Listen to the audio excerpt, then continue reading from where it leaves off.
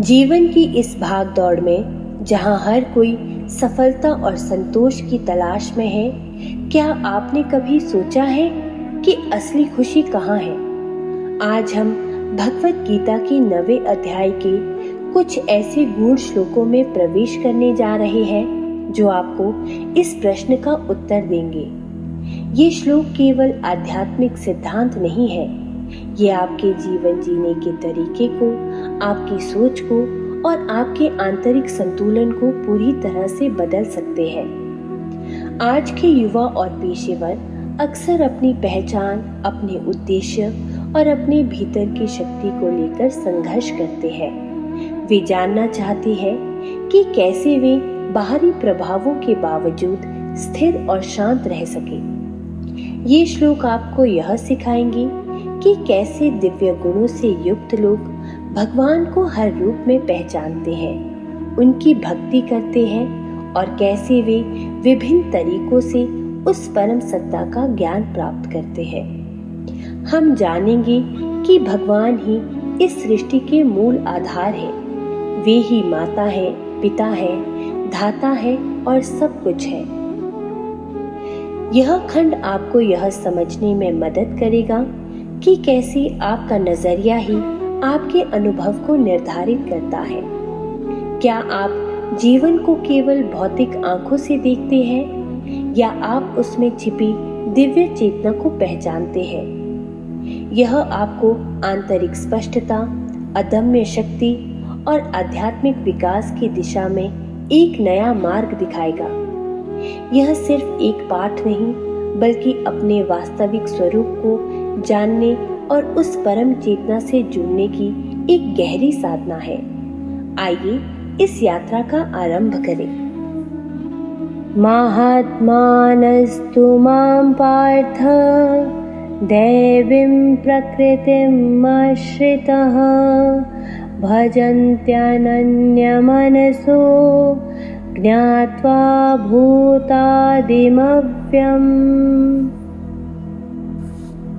हे पार्थ, दैवी प्रकृति को धारण करने वाले महात्मा जन मुझे ही समस्त भूतों का आदि कारण और अविनाशी जानकर अनन्य मन से मेरा भजन करते हैं। यह श्लोक उन भाग्यशाली आत्माओं का वर्णन करता है जो भगवान के वास्तविक स्वरूप को पहचान पाते हैं। यहाँ महात्मा उन महान आत्माओं को कहा गया है जो दैवी प्रकृति को धारण करते हैं। दैवी प्रकृति का अर्थ है पवित्र गुण जैसे सत्य, अहिंसा, दया, क्षमा, सरलता और निस्वार्थ भाव। ये वे गुण हैं जो व्यक्ति को भौतिक संसार के बंधनों से ऊपर उठाते हैं। ऐसे महात्मा मुझे ही समस्त प्राणियों का आदि कारण और अविनाशी जानकर अनन्य मन से मेरा भजन करते हैं। अनन्य मन का अर्थ है बिना किसी दूसरे विचार के, केवल एक निष्ठ भाव से। यह वैसी भक्ति है जहाँ भक्त और भगवान के बीच कोई व्यवधान नहीं होता। वेद और उपनिषदों में भी उस परम सत्ता को ही समस्त सृष्टि का मूल स्रोत बताया गया है, जो शाश्वत और अविनाशी है। जैसे कठोपनिषद में कहा गया है कि आत्मा न जन्म लेती है न मरती है, वह नित्य, शाश्वत और पुरातन है। महात्मा इस ज्ञान को केवल बौद्धिक रूप से नहीं समझते, बल्कि अपने अनुभव से जानते हैं। वे यह समझ लेते हैं कि यह सारा संसार, उसकी उत्पत्ति और उसका लय सब कुछ उसी परम शक्ति से जुड़ा है। जब यह बोध हो जाता है तो भक्ति स्वाभाविक और सहज हो जाती है, क्योंकि वे हर कण में उसी ईश्वर को देखते हैं।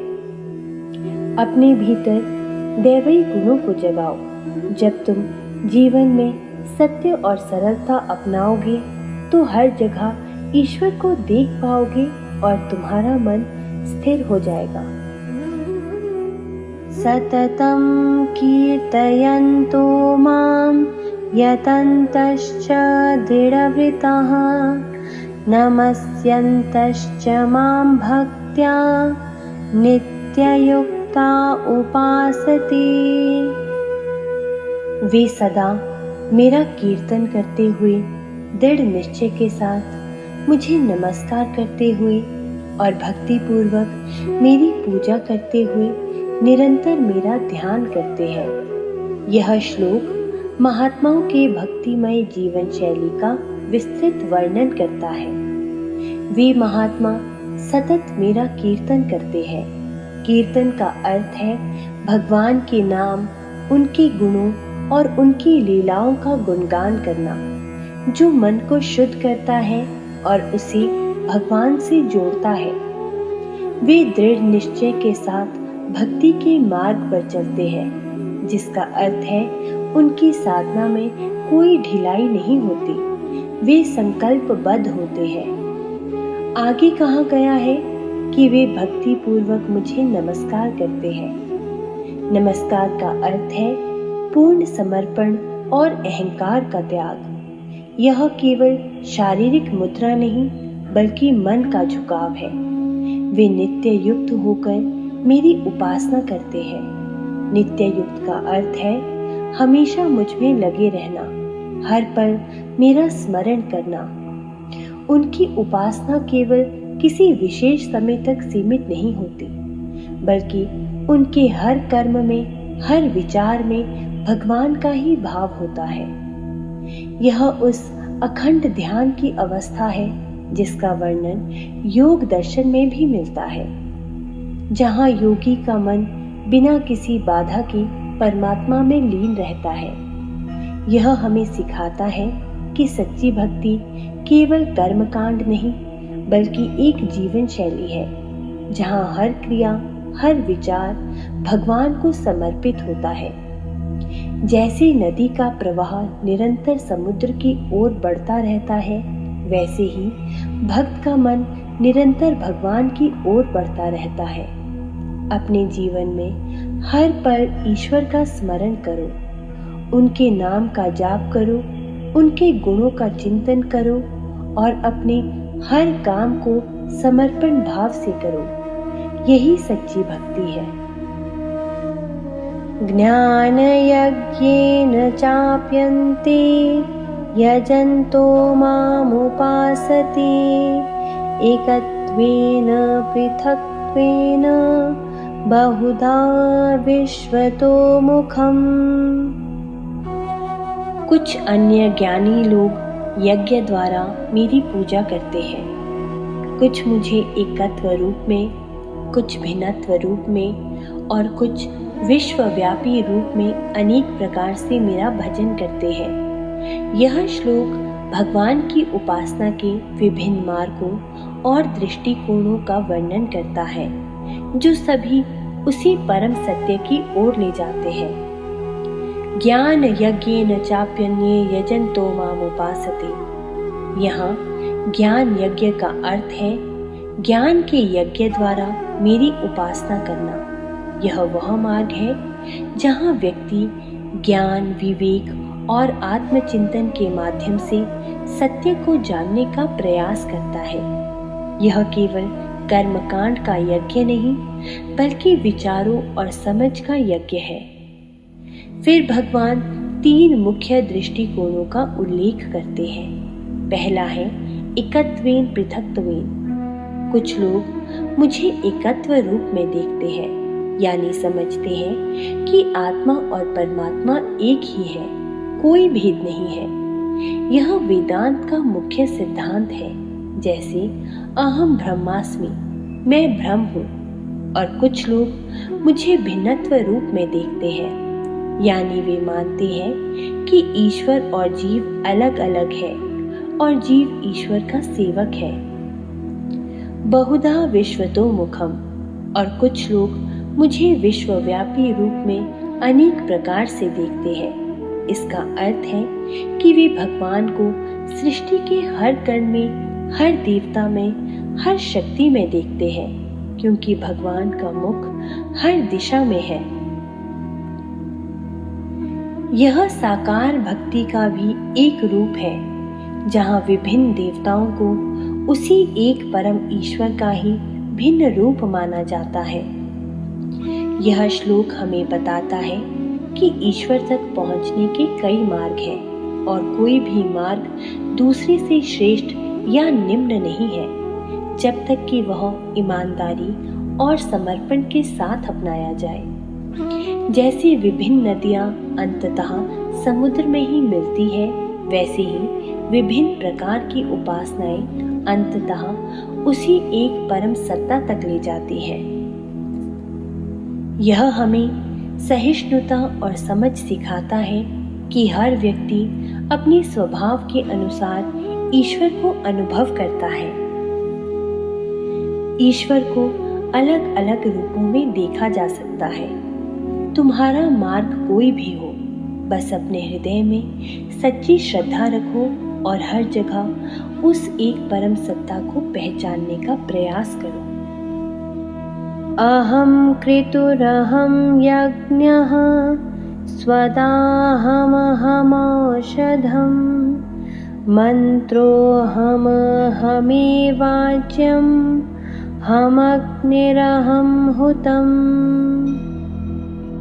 मैं ही अग्नि का संस्कार हूँ, मैं ही यज्ञ हूँ, मैं ही पितरों को दिए जाने वाला स्वधा हूँ, मैं ही औषधि हूँ, मैं ही मंत्र हूँ, मैं ही घी हूँ, मैं ही अग्नि हूँ और मैं ही आहुति हूँ।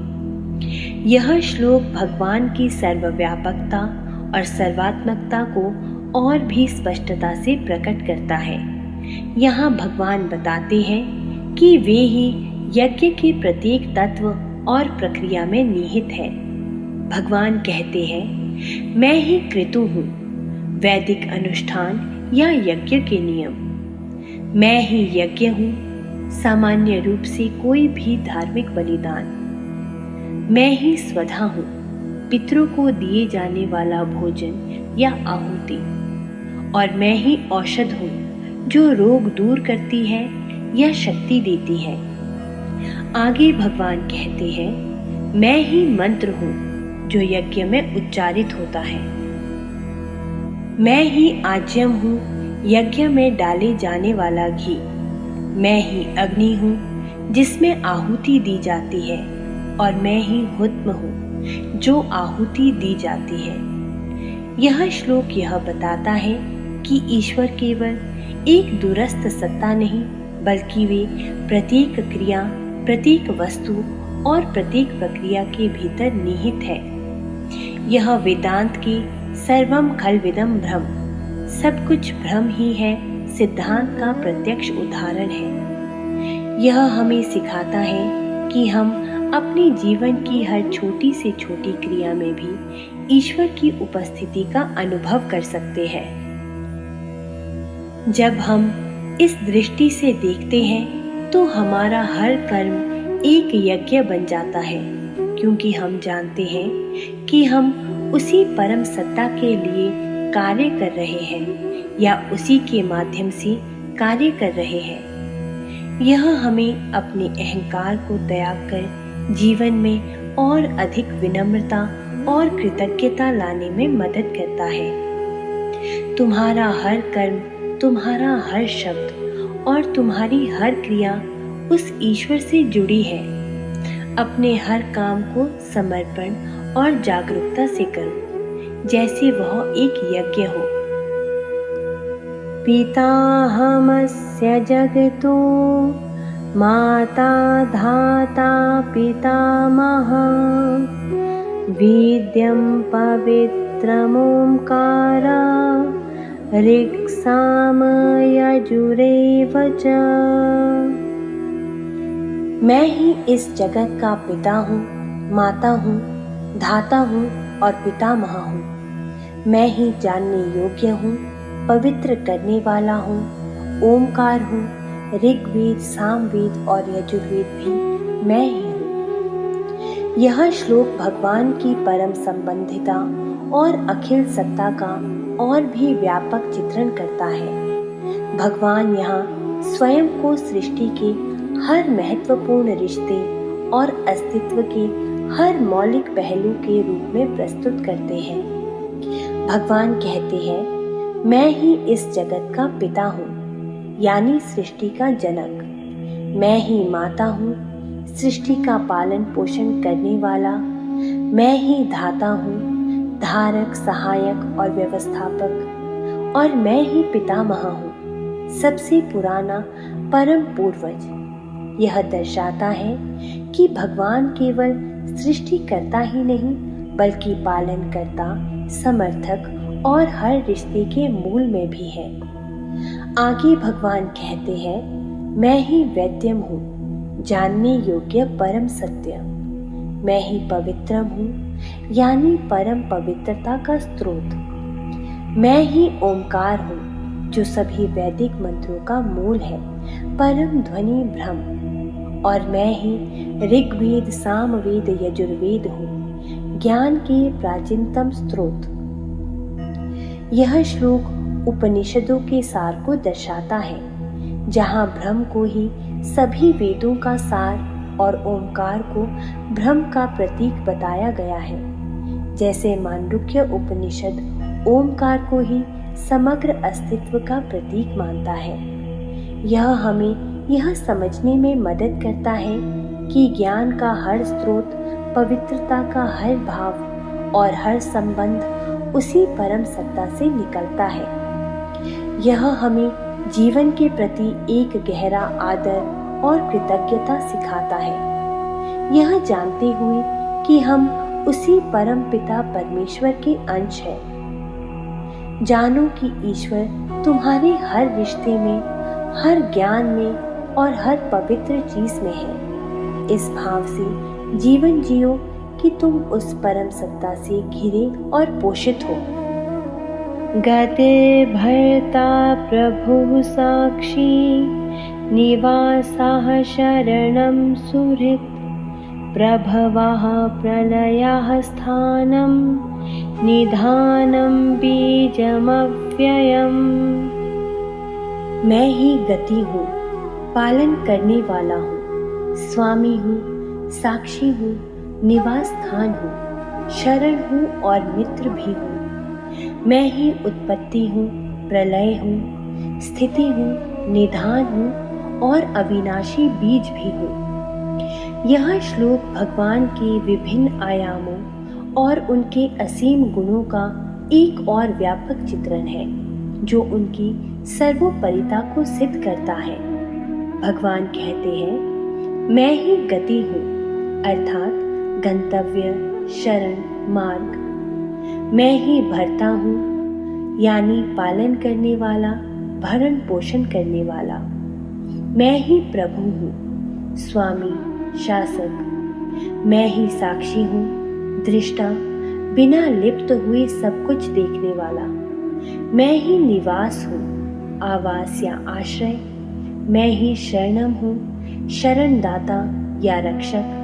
और मैं ही सुहृत हूँ, मित्र या परम हितैषी। ये सभी गुण भगवान के साथ हमारे व्यक्तिगत संबंध को दर्शाते हैं। वे केवल एक दूरस्थ सृष्टिकर्ता नहीं, बल्कि हमारे सबसे करीबी सहायक और हितैषी भी है। भगवान आगे कहते हैं, मैं ही प्रभव हूँ, यानी उत्पत्ति का स्रोत। मैं ही प्रलय हूँ, संहार का कारण। मैं ही स्थानम हूँ, स्थिति, स्थिरता, जिसमें सब कुछ टिका है। मैं ही निधानम हूँ, अंतिम आश्रय, वह जिसमें सब कुछ लीन हो जाता है। और मैं ही बीजमव्ययम हूँ, यानी अविनाशी बीज, जिससे सब कुछ उत्पन्न होता है और जो स्वयं नष्ट नहीं होता। यह श्लोक उपनिषदों के उस विचार को सुदृढ़ करता है, जहाँ ब्रह्म को जगत का कारण, पालक और सहारक दोनों बताया गया है। जैसे श्वेताश्वतर उपनिषद में कहा गया है कि वही परमेश्वर जगत का बीज है। यह हमें यह सिखाता है कि जीवन के हर पहलू में, चाहे वह सुख हो या दुख, उत्पत्ति हो या अंत, भगवान ही एकमात्र आधार और सहारा है। यह जानकर हमें जीवन में एक अद्भुत सुरक्षा और शांति का अनुभव होता है। जानो कि ईश्वर ही तुम्हारा सब कुछ है, तुम्हारा सहारा, तुम्हारा मार्गदर्शक, तुम्हारा मित्र। इस सत्य को जानकर जीवन में निडरता और पूर्णता का अनुभव करो। आज हमने भगवत गीता के उन अद्भुत श्लोकों पर विचार किया जो हमें परमात्मा की सर्वव्यापकता और उनकी दिव्य लीला का बोध कराते हैं। हमने देखा कि कैसे महान यानी दिव्य गुणों से युक्त आत्माएं भगवान को हर कण में पहचानती है, उनकी भक्ति करती है और उन्हें ही सब कुछ मानती है। यह ज्ञान हमें सिखाता है कि श्रद्धा और समर्पण ही उस परम सत्य तक पहुंचने का मार्ग है। हमने यह भी समझा कि भगवान ही इस संपूर्ण सृष्टि के आदि और अंत है। वे ही पिता, माता, धाता और पितामह है। वे ही ज्ञान, शुद्धि, ओमकार और वेदों का मूल है। यह जानकर हमें जीवन के प्रति एक गहरा विश्वास प्राप्त होता है कि इस ब्रह्मांड में कुछ भी संयोगवश नहीं है, बल्कि सब कुछ एक परम चेतना द्वारा नियंत्रित है। तो अब इन सीखों को अपने जीवन में कैसे उतारें? सबसे पहले अपने नजरिए को बदलें। हर व्यक्ति में, हर परिस्थिति में उस दिव्य सत्ता को खोजने का प्रयास करो। जब तुम किसी से मिलते हो तो उसे केवल एक शरीर के रूप में नहीं, बल्कि उस परम चेतना के अंश के रूप में देखो। दूसरा, अपने कर्मों को शुद्ध करो। जब तुम जानते हो कि सब कुछ भगवान की व्यवस्था में है, तो तुम्हारे भीतर से अहंकार और भय कम होने लगता है। और तीसरा है, अपने भीतर श्रद्धा और समर्पण का भाव जगाओ। यह विश्वास करो कि एक उच्च शक्ति है जो तुम्हारा मार्गदर्शन कर रही है। ये अंतर्दृष्टियां आपको अपने दैनिक जीवन में आंतरिक स्पष्टता, अदम्य शक्ति और निरंतर आध्यात्मिक विकास प्रदान करेगी। जब आप इन सिद्धांतों को जीना शुरू करेंगे तो आप देखेंगे कि जीवन की चुनौतियां भी आपको विचलित नहीं कर पाएगी और आपके भीतर एक अटूट शांति का अनुभव होगा। इसी बोध के साथ हम आज के सत्र को विराम देते हैं। अगले सत्र में फिर मिलेंगे। जय श्री कृष्ण।